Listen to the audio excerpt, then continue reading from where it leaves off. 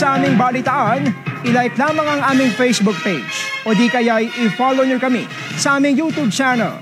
Para naman po sa inyong mga comments, suggestions at public service announcement, mag-email lamang dito sa IBC.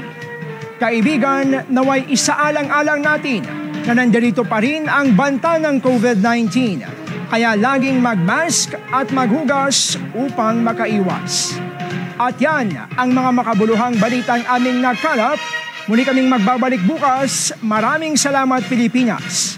Ako po si Brian Castillo at ito ang IBC Tutok 13. Kaibigan ng bayan, kaibigan ng katotohanan.